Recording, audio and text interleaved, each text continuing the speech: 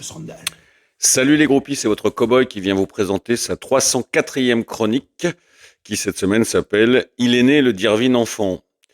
Alors je la commence par une citation de quelqu'un que j'adore, vous vous en doutez, qui est Michel Audiard. « L'essentiel en enfer est de survivre ». Alors oui, votre cow-boy Joss Randall est de retour, 304e chronique après ce ASS Co. Et je ne vous cache pas que 24 heures après ce match nul spectaculaire de Nevers, je suis pris d'un mélange de sentiments divers qui vont de l'abattement et la résignation jusqu'à l'espoir, en m'arrêtant un bon moment sur la case frustration. Le dosage de ces réalités déterminera l'avenir, à court, voire à très court terme. Chapitre 1, une maladie profonde et sans rémission. Alors commençons par appuyer là où ça fait mal, et on a beau être au courant de la maladie, les médecins ont été clairs avec nous sur ce point depuis longtemps, ça fait encore un peu plus mal à chaque fois.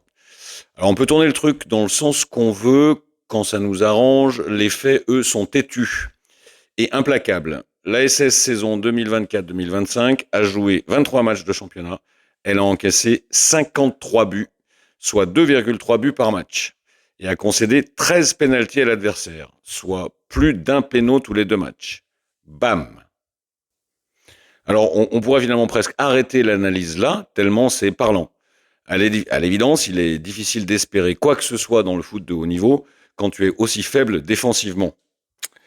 Et comme ça ne paraît pas être la zone d'expertise principale de notre nouveau coach, la défense, il y a quand même du mourant à se faire pour l'avenir immédiat. Factuellement, ça veut dire que pour gagner des matchs, l'ASS doit, en moyenne, marquer 3 buts à chaque partie. Et tout le monde voit bien que l'équipe n'est pas suffisamment puissante offensivement pour y parvenir. Et quant aux pénaux concédés, ils sont juste l'expression chiffrée du manque de maîtrise, de sérénité, de talent de cette défense.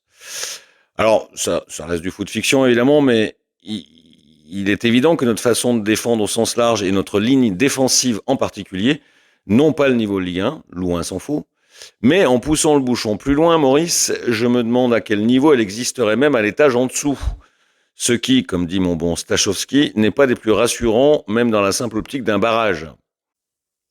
Le manque de talent des 5 joueurs qui composent la ligne de défense saute aux yeux, et ce, quels que soient les essais et les associations. Alors les latéraux sont très faibles, et si évidemment c'est moins pire d'avoir Ivan le franc-maçon à droite et Petro Nanfo à gauche que ce dernier à droite et Cornemuse à l'air à gauche, ça reste quand même très faible dans les deux zones du terrain. Mais samedi soir dans le Chaudron, le navire amiral de la pauvreté footballistique défensive, c'était bien sûr Dylan Batshuayi, qui a livré une partie proche de la rognure de Basse-Cantine. Alors oui, on peut toujours taper aussi sur le gros Nader Retro Satanas pour son absence de réactivité au marquage sur le deuxième but du SCO, mais au bout d'un moment, quand tu joues à côté d'un tractopelle comme Battu, coucou mon Hulse, tu finis par craquer. Le garçon est lent comme la marche funèbre de Chopin, techniquement moyenâgeux, et pourtant la technique en football, c'est un peu comme la poésie en littérature. On peut s'en passer, mais du coup c'est dommage et ça manque. Quant à son QI foot, son intervention qui met le SCO sur les bons rails dès la 7e minute montre sans trop de détours que ce n'est pas le poids de son cerveau qui risque de fausser un pèse-lettres. Alors malgré le penalty qu'il provoque aussi, sur les quelques minutes que j'ai vu faire à Franz Maxim Beckenbauer, moi je le mets direct en défense centrale dès samedi à la passe de Batshuayi. Et je n'y réfléchis même pas plus de 10 secondes. Il était juste devant mes yeux, 10 minutes m'ont suffi pour voir qu'il sait faire un contrôle, même sous pression, une passe et gagner un duel. C'est déjà plus que l'autre. Enfin, si notre concert, dont on espère tous qu'il ne soit pas déjà entré en phase terminale, c'est de la faiblesse défensive donc, on pourrait aussi parler du manque de maîtrise, de maturité, de contrôle et de sang-froid de cette équipe qui, à 3-2, après un tel scénario, doit absolument verrouiller le résultat plutôt que d'essayer d'aller chercher le 4-2. Par exemple, pourquoi Louis Mouton, cadet, tente-t-il cette ouverture ? Alors superbe, mais avec un taux de réussite incertain, sur Boaki profite le crime pour aller chercher le 4-2. Au lieu de temporiser, voire pourrir le ballon au milieu en attendant d'avoir du monde autour, pour confisquer la chic et manger la montre. Pourquoi, de la même façon, Batshuayi concède-t-il ce corner stupide qui amènera sur la phase d'après cette situation de pénalty ? Et enfin, pourquoi, même si on peut discuter de la réalité de la sanction, Beckenbauer prend-il le risque dans la surface au lieu de défendre debout sur un mec qui est dos au but ? Au final, tu lâches 2 points au bout du temps, 2 points qui pourraient cruellement manquer à la fin, et tu repars avec un nul qui a un sérieux goût de défaite. Tout ça parce que tu as un effectif trop jeune, au passage, le choix de Nguessens dans le moteur, dont on a tous compris que c'était juste pour réveiller David Échevelu, a fonctionné pour ce qui est de l'objectif, mais ne rend pas service ni aux gamins, ni à la maturité de l'équipe dans ces moments cruciaux. Mais peut-être aussi parce que l'attitude en match de Cap Horneland, toujours en train de sauter comme un kangourou sous cocaïne, n'est probablement pas de nature à transmettre du sang-froid à un effectif qui en manque déjà cruellement. Chapitre 2. La bête ne semble pas complètement morte. Alors maintenant qu'on s'est fait mal, voyons les côtés positifs de ce match ASS Co. Car il y en a quelques-uns qui peuvent donner espoir de penser que le cochon n'est pas encore complètement dans le maïs et qui pourront peut-être servir de point d'appui à un redressement de la situation. Et j'en vois deux en fait. Le premier, même si je vous concède qu'au final ça nous fait une belle jambe de bois et qu'il n'y a pas non plus de quoi se relever la nuit pour se regarder dormir, c'est le retour à un certain état d'esprit de combattant, d'équipe qui ne lâche pas malgré des vents particulièrement contraires. À 0-2, et vu la production sur la pelouse des 30 premières minutes, j'avoue m'être moi-même laissé aller à une forme d'abattement et de résignation. Mais pas les joueurs, et c'est ça qui compte le plus. De même, à 1-2, quand Bush Harry Potter met sa frappe sur la barre juste avant la mi-temps, une nouvelle fois, je me suis dit qu'on avait raté le tournant. Mais là encore, les joueurs, non, qui ont su montrer du caractère dont je soulignais l'absence sur les derniers matchs dans mes récentes chroniques. Et c'est une vertu essentielle, alors de manière générale, mais qui va l'être encore plus dans la course contre la montre pour le maintien. Et encore beaucoup plus si jamais la SS doit passer par la case barrage. Alors c'est d'autant plus surprenant dans une équipe jeune et dont on souligne depuis longtemps l'absence de cadre. Mais n'est-ce pas justement l'apport dans ce domaine de joueurs comme Gérard Detardieu et surtout, ça sera le point 2, de Cardona que l'amour. Je vous en laisse juge.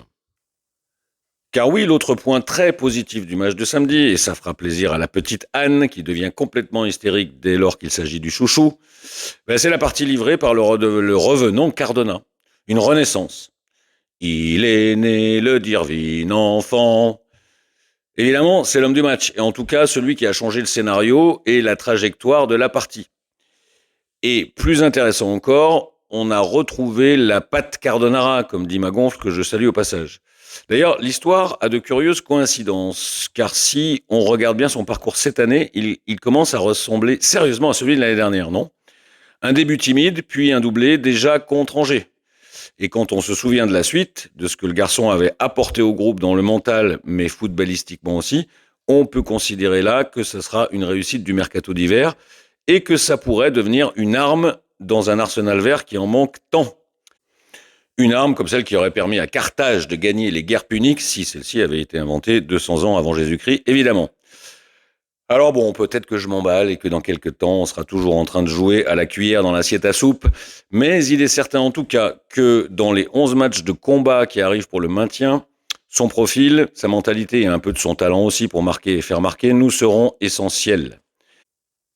Et aussi si nous finissons avec le statut de barragiste. Et si c'est le cas, alors comme disait ce bon Balzac, il faudra l'honorer, ce statut. En conclusion, stop ou encore ? Alors avant ce match, quand j'en parlais avec les potes, je disais que c'était le premier d'une série stop ou encore. En gros, tu gagnes, tu continues, à espérer. Tu perds, ça ressemble à un stop. Bon, là, c'est match nul, donc ça marche pas. Mais ce qui est certain, c'est qu'il faudra 150% de motivation aux joueurs pour aller chercher ce maintien. Et faire preuve à chaque sortie du mental et de l'état d'esprit qu'ils ont montré samedi. Car n'oublions jamais que si celui qui se bat risque de perdre, celui qui ne se bat pas a déjà perdu. Et il reste donc 11 matchs à Eric le Viking pour trouver un moyen de soigner le malade derrière, prendre moins de 2,3 buts par match et arrêter de concéder des pénaux.